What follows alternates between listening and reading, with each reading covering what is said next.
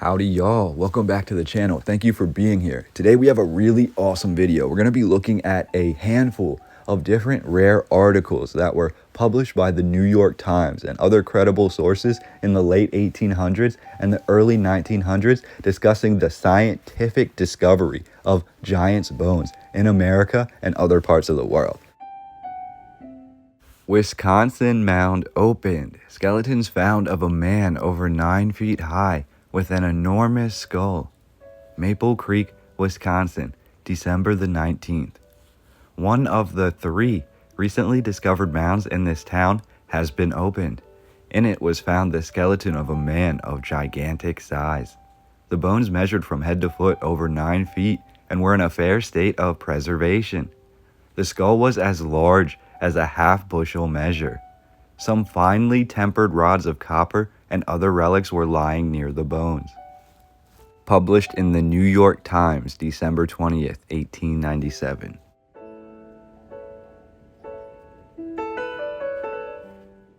Skeleton, 7 feet long. Centerburg, Ohio, May the 4th. Licking County has been for years a favorite field for students of indigenous history, there being here 2 old forts and scores of mounds.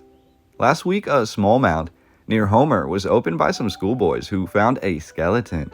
Today, further search was made, and several feet below the surface of the earth, in a large vault with stone floor and bark covering, were found 4 huge skeletons, 3 being each over 7 feet in length and the other 8. The skeletons lay with their feet to the east on a bed of charcoal, in which were numerous partially burned bones. About the neck of the largest were a lot of stone beads, evidently a necklace in life. The grave contained about 30 stone vessels and implements, the most striking being a curiously wrought pipe, the bowl having a series of carved figures upon it representing a contest between animals and birds. It is said to be the only engraved stone pipe ever found. A stone kettle holding about a gallon, in which was a residue of saline matter, bears evidence of much skill. Their bows, a number of arrows, stone hatchets, and a stone knife are among the implements. The knife is of peculiar shape, with a curved blade and wooden handle. Students of indigenous archaeology claim it is the most valuable find ever made in that line. Published in the New York Times, May 5th, 1885. Find giant indigenous bones. Workmen on Harlem Road unearth relics of Teekus tribe. Special edition of the New York Times, Katona, New York, September the 6th. While a gang of men in the employ of the New York and Harlem Railroad were taking sand from an immense mound near Purdy Station today to fill in an excavation, they unearthed several skeletons of unusual size. The bones are believed to be those of indigenous people who once lived in this vicinity and belonged to a tribe that was led by the great chief Teekus, from whom the Teekus Valley, now a part of the New York watershed, takes its name. Besides finding the bones, the workmen also exhumed a score or more of arrowheads, hatchets, and copper implements. It is believed that the large mound in which the relics were found was once the burying ground of the Teekus indigenous people. The last indigenous people were seen in the valley a short time after the Revolutionary War. The New York Times, special edition, published September the 7th, 1904.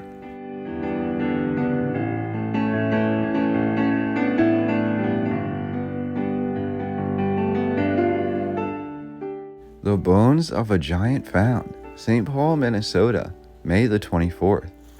A skull of heroic size and singular formation has been discovered among the relics of the mound builders in the Red River Valley.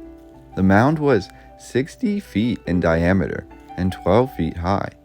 Near the center were found the bones of about a dozen men and women, mixed with the bones of various animals. The skull in question was the only perfect one, and near it were found some abnormally large body bones. The man who bore it was evidently a giant. A thorough investigation of the mound and its contents will be made by the Historical Society. The New York Times, published May 25th, 1882.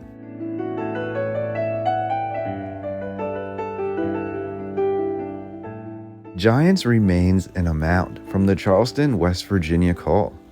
Professor Norris, the ethnologist who has been examining the mounds in this section of West Virginia for several months, the other day opened the Big Mound on Colonel B.H. Smith's farm, 6 or 8 miles below here. This is the largest mound in the valley and proved a rich storehouse. The mound is 50 feet high and they dug down to the bottom. It was evidently the burial place of a noted chief who had been interred with unusual honors. At the bottom, they found the bones of a human being measuring 7 feet in length and 19 inches across the shoulders. He was lying flat and at either side lying at an angle of about 45 degrees, with their feet pointed towards the chief, were other men, on one side 2 and the other 3. At the head of the chief lay another man with his hands extended before him and bearing 2 bracelets of copper. On each side of the chief's wrist were 6 copper bracelets, while a looking glass of mica lay at his shoulder, and a gorget of copper rested on his breast. 4 copper bracelets were under his head, with an arrow in the center. A house 12 feet in diameter and 10 feet high, with a ridgepole 1 foot in diameter, had been erected over them, and the whole covered by the dirt that formed the mound. Each of the men buried there had been enclosed in a bark coffin. The New York Times, published September the 20th, 1883.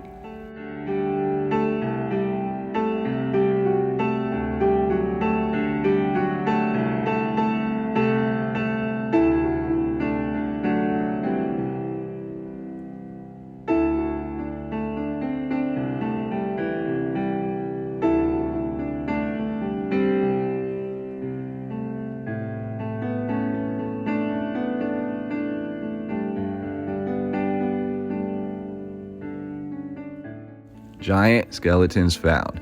Archaeologists send expedition to explore graveyards in New Mexico where bodies were unearthed. A special to the New York Times. Los Angeles, California, February the 10th. Owing to the discovery of the remains of a race of giants in Guadalupe, New Mexico, antiquarians and archaeologists are preparing an expedition further to explore that region. This determination is based on the excitement that exists among the people of a scope of country near Mesa Rico, about 200 miles southeast of Las Vegas, where an old burial ground has been discovered that has yielded skeletons of enormous size. Luciana Quintana, on whose ranch the ancient burial plot is located, discovered 2 stones that bore curious inscriptions, and beneath these were found in shallow excavations the bones of a frame that could not have been less than 12 feet in length. The men who opened the grave say the forearm was 4 feet long and that in a well-preserved jaw the lower teeth ranged from the size of a hickory nut to that of the largest walnut in size. The chest of the being is reported as having a circumference of 7 feet. Quintana, who has uncovered many other burial places, expresses the opinion that perhaps thousands of skeletons of a race of giants long extinct will be found. The New York Times, published February 11, 1902.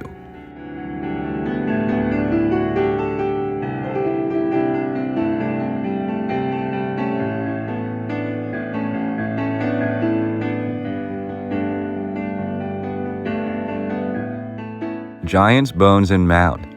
Scientists unearth relics of indigenous who lived 700 years ago. Binghamton, July the 13th.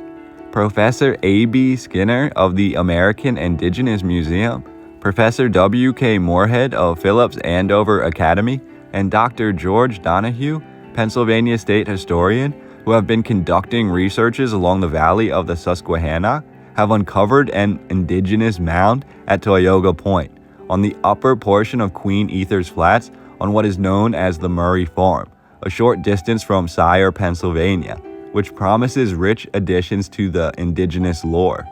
In the mound uncovered were found the bones of 68 men, which are believed to have been buried 700 years ago. The average height of these men was 7 feet, while many were much taller. Further evidence of their gigantic size was found in large axes hewed from stone and buried in the grave. On some of the skulls, 2 inches above the perfectly formed forehead were protuberances of bone. Members of the expedition say that it is the first discovery of its kind on record and a valuable contribution to the history of the early races. The skull and a few bones found in one grave were sent to the American Indigenous Museum. The New York Times, special edition, published July the 14th, 1916. And I think I'm just going to wrap up reading these articles there. I'm going to leave a bunch more articles within the video, so you can feel free to pause this video anytime if you want to read some more of these numbers that are provided or read any of these old newspaper articles, because believe me, there are thousands of these newspaper articles in America alone that you can find that make reference to these different giant bones that were found all throughout the country. Now, I want to point this out because when we get towards the 1930s and especially into the 1940s with the onset of World War II, we really have the discussion of giants coming to a complete and utter end. We have no discussion of giants after that time period other than really niche sources. You're not going to see a story about giants being run on the main page of the New York Times anytime soon, I do not believe. In modern day history, in 2022, coming back to right now times, we have this idea that we're told by mainstream historians, basically what we were taught from youth, being in the education system, no matter where you are. We're basically taught that giants and these biblical stories, the religious stories of giants, are all fabrications, more or less, that have an intent. They were created to instill some sort of point or drive a point home to you, but giants themselves do not and did not exist. That is what is agreed upon today by mainstream scholars. We will have the odd off bone every once in a while, an abnormally large skull perhaps, but what is agreed upon is that the early ancestors of man, at least the ones that resided in America, were no more than 6 feet tall, and any oddities or any larger bones than that were either misinterpretations by those who found them, exaggerations by those who found them, or these were the bones of other prehistoric animals like mastodons that were mistaken for human bones. Now, that is what the mainstream narrative wants us to believe right now. Does that sound accurate to you? Do you really believe that of these thousands and thousands of mounds that were opened up in America and these thousands of stories that were published regarding these bones that were at least 7 feet tall, but most of the time we have 8 feet, we have 9 feet, we have some that are up to 12 feet, and we have one report of bones up to 18 feet tall, or a human up to 18 feet tall, their remains being found in a mound in America. So when we look at those different narratives and we try to piece that together with what we are being told today, it really does not make a lot of sense, especially when we consider that nearly every single one of these articles, when you get to the end of it, you'll read something that either the bones were transferred to the local historic society, or someone like the Smithsonian Institute would come in and would claim these artifacts and claim this archaeological find. And basically after that, it was never seen again. This is something you're not going to go around America today to different museums and have them talking about the ancient giants that used to roam the past in America. It's not something that they particularly want us to be discussing. And I believe that's for a reason. Otherwise, it would be way more abundant in the mainstream today than it is, because including all of these newspaper reports, including everything that the Smithsonian has, and including all we have in the current narrative today outside of the mainstream that shows us that there were giant creatures, giant human beings, giants at least 7 or 8 feet tall that were alive 1,000 years ago, we have to consider that possibly we can be looking at something that was tucked away for a reason. Now, whether we want to believe that these giants have a biblical sort of narrative, the Nephilim and the fallen angels, all of this idea that man intermingled with God or intermingled with God's creation, God's angels, and from that was born a race of giants. We have stories like that that are in the history of nearly every indigenous group around the country. Now, they're all said in different ways, but it's odd that in many of these stories, we have this Nephilim type of figure. We have this 15 to 18 foot type of figure that is being depicted as light skinned and having red or blonde hair. Now, when you look into Celtic or Celtic history and mythology, much of it which has been suppressed or erased, you find that Ayer in the beginning was a land of giants, and they actually have a location in Old World Ireland, which was said to be the gateway to hell. But it is also noted in the older books and the older literature about Ayer, about Ireland, that this gateway to hell, this entrance to hell, was actually noted as an entrance to hell because it is where the Nephilim,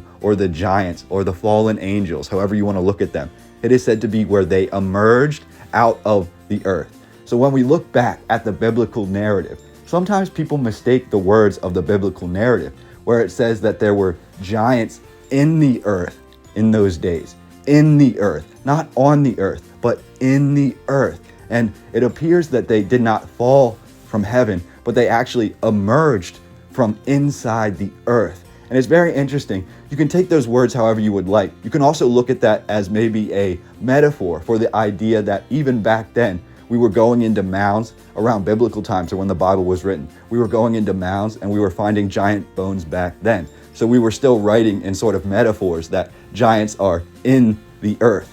And I think that's really interesting, especially when we compare that to everything we've seen and read in today's video. And I'm just going to leave on this final article here, which was published in the New York Journal on Sunday, August 23rd, 1896. And this basically is saying that the ancient ancestor of the entire American population could be a race of giants that have some bones that were discovered. And this is in 1896. It is basically believed by the entire scientific community that it is fact that there were bones of men that were 35 feet tall upwards, found in Europe and other places all around the world. And it is believed as fact in 1896 that this is true, that these are not bones of mastodons or some other creature. It is believed as fact that these excavations really took place and that these notes from all of these ancient scientists and other historians are true. It is believed as fact that these giants walked the earth in 1896. So I just wanted to present this article to you. This is the front page of the New York Journal. So I just found that to be really interesting. We have this whole grasping at straws, basically, looking for giants' bones, looking for giants' remains, looking for giant burial mounds, beginning in the early 1800s, basically as we went west in America. And this continued through the 1900s, through the early 1900s, up until roughly World War II. And then after World War II, we really have this focus on education and on science and on bringing things back down to earth, so to speak, and taking all the esoteric research out of schooling. And that's really what we see happening after World War II. So there is no discussion of giants anymore. If you bring up what you feel about giants in an elementary school, you'll probably get laughed at by the rest of the other kids there. It's not something that people are teaching to their children anymore. But I do believe this history is actually rooted in some sort of truth. So I wanted to share that with you in this video today. I wanted to reach out to you, and I want to hear your opinions in the comments down below. Hopefully we can share some new ideas down there.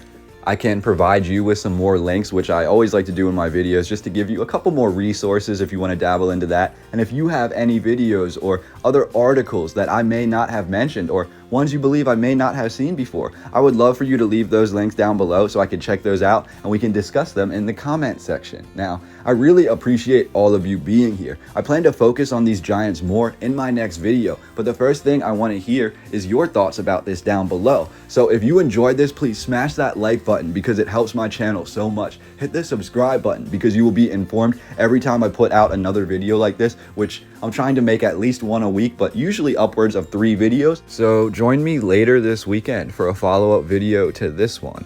I look forward to reading your comments, and I will talk to you very soon on the next video.